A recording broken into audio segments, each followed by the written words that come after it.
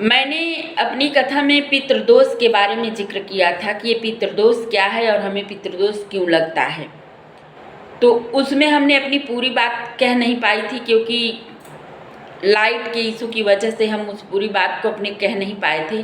आज उसी बात को दोबारा दोहरा रहे हैं और इस बात को समझना बहुत ज़रूरी है कि पितृदोष क्या है। और पितृ जब हमारे नाखुश रहते हैं, हमसे अप्रसन्न रहते हैं, तो हमें इतनी पीड़ा क्यों देते हैं। तो आज मैं यही स्पष्ट आप लोगों के सामने स्पष्टीकरण करना चाहती हूँ कि वो क्यों छोटी छोटी तकलीफ़ें हमको पहुँचाते हैं कि हमारे घर में कभी सब खुश हैं, दूसरे दिन देखिए तो सब नाखुश हो जाते हैं। आज हम ठीक हैं, कल हमारे शरीर में ऐसे लगता है कि हमारे शरीर में जान ही नहीं है। कोई काम हमारा बन रहा है तो बनते बनते बिगड़ जाता है। हमारे बच्चे पढ़ रहे हैं, लिख रहे हैं, एक एक नंबर से वो गिर जा रहे हैं, वो आगे नहीं बढ़ पा रहे हैं। तो इन सब चीज़ों का कारण है कि ये नकारात्मकता, और नकारात्मकता कहीं और बाहर से नहीं आती। बाहर से अगर कोई नकारात्मकता आती है तो ज़्यादा दिन टिकती नहीं है, वो ज़्यादा दिन आपके पास रहेगी ही नहीं, क्योंकि ये उसका सबसे बड़ा प्रमाण है कि अभी मैं आपको एक बात और बताऊंगी कि यदि आपको आपके घर से धक्का दे के आपका परिवार कहीं निकाल के किसी दूसरे के घर बैठा दे, तो आप 2 दिन 3 दिन 4 दिन उसके घर में रहेंगे, उसके बाद ऑटोमेटिक आपका मन वहाँ से उब जाएगा, फिर आप अपने घर में आएंगे। तो ऐसे होते हैं नकारात्मकता फैलाने वाले लोग, और नकारात्मक ऊर्जाएं ऐसी होती हैं कि वो अपने ही स्थान पे वो ज़्यादा अपने आप को सुरक्षित महसूस करती हैं, वहीं उनको आनंद आता है। अगर हमारे घर में नकारात्मक ऊर्जा है तो हम कहीं बाहर उसको नहीं कर सकते। अगर बाहर करेंगे भी तो बस कुछ दिनों के लिए, कुछ समय के लिए, ज़्यादा समय के लिए नहीं। तो आज मैं बात पितृदोष पे कर रही हूँ। पितृदोष क्या है, इसको हम कैसे समझें। तो पितृदोष है जब हमारे पूर्वज एक्सपायर होते हैं, मरते हैं, उनको कुछ होता है, तो अगर उनका मृत्यु हुआ तो हम उनके लिए श्राद्ध, तर्पण, क्रिया, कर्म, गया, बनारस कर देते हैं, अपने आप वो मुक्त हो जाते हैं। सदा हम उनकी पूजा करते हैं, उनका नाम लेते रहते हैं, जिससे अगर वो कहीं जन्म भी ले लिए हैं तो भी उनके कर्म का, अच्छे कर्म का एक हिस्सा हम लोगों को मिलता रहता है।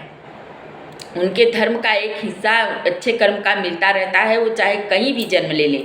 लेकिन जो अकाल मृत्यु को प्राप्त होते हैं उनका हम लोगों को क्यों नहीं मिल पाता?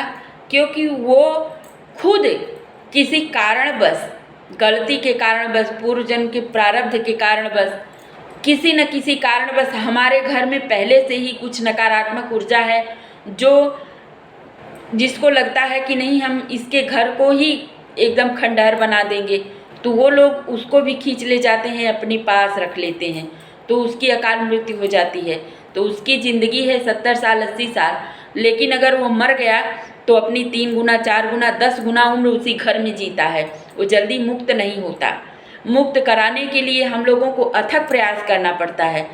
हम लोगों को कहीं उनकी लोग पूजा कर लेते हैं, ये कर लेते हैं, पूजा कर लिए तो भी कल्याण है, नहीं किए तो उनके निमित्त कार्य करते रहिए तो भी कल्याण है। लेकिन जितना कल्याण है उनकी बातें सुन करके, ऐसा नहीं है कि वो हमसे अपनी बातें नहीं कहते, हम लोग समझ नहीं पाते हैं।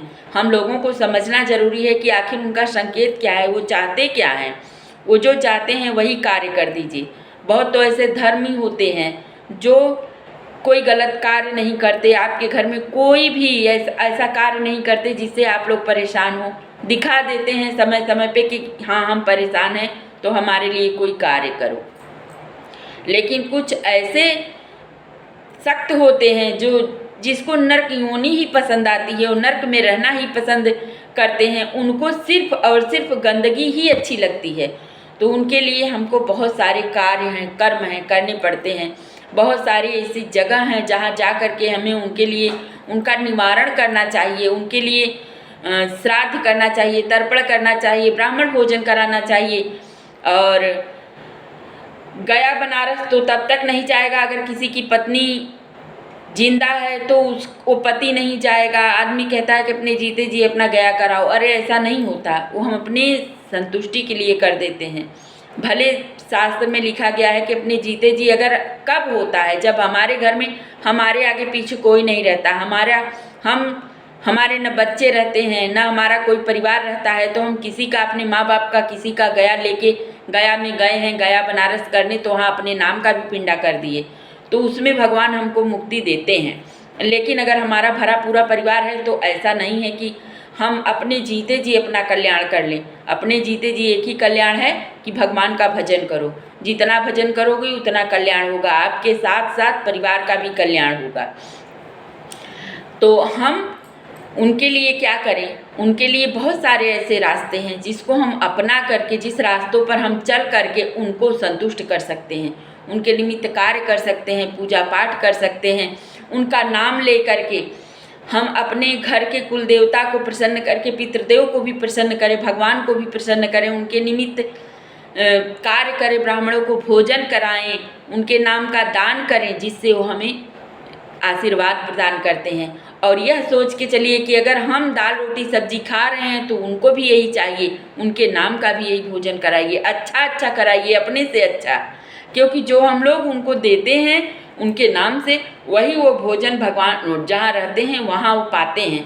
अगर हम लोग उनके नाम से ऐसा कुछ नहीं करते तो वो लोग ऐसे ही भटकते रहते हैं, नर्कगामी, नर्क में भोगते रहते हैं, गंदगी खाते हैं। जब वो ही असंतुष्ट रहेंगे, गंदगी खाएंगे, गंदगी में रहेंगे, तो हम लोगों को कैसे चैन से जीने देंगे? इसको समझना बहुत ज़रूरी है।